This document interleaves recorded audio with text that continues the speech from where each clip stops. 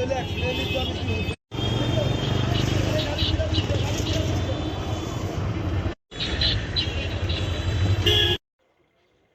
সেই জায়গা যেখানে আজ থেকে 15 বছর আগে আমাদের বাড়িঘর ওঠা বসা সব কিছুই আমাদের এখানে ছিল।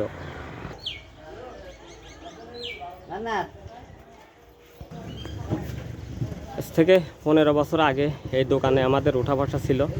এটা আমার আকরাম ভাই, ওনার সঙ্গে আজ থেকে 15 বছর পরে দেখা হলো।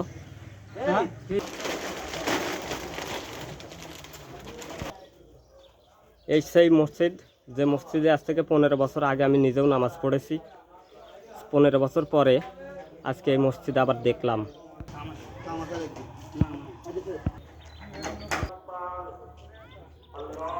এই এলাকাতেই আমার আব্বা এক সময় এখানে বসবাস করত।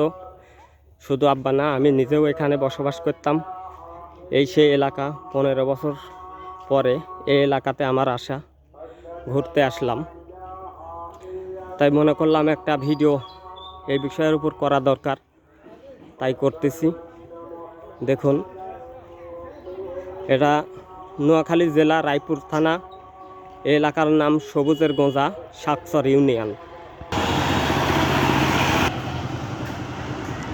এটা একটা খুব সুন্দর এলাকা। আমি যখন 15 বছর আগে এই এলাকাতে ছিলাম তখন এলাকাটা এত উন্নত ছিল না, এখন অনেক উন্নত হয়ে গেছে।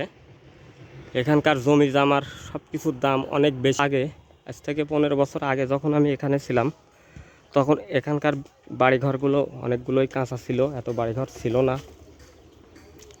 এখন এদেশের মানুষ দেখুন রিক্সাত করে ঘাস, এসব বাড়িঘরগুলো আগে ছিল না, এখন হয়েছে। নোয়াখালীতে এইরকম ধরনের বাড়ি বেশি, এরকম বাগানের ভিতরে এরকম টিনের ঘর, কিন্তু টিনের ঘরগুলো অনেক নকশা করে তৈরি করে এরা। এদের দেখুন কি সুন্দর করে নকশা করছে। চারিদিকে এরকম বাড়ি দেখুন, বাগানের ভিতরে বাড়ি।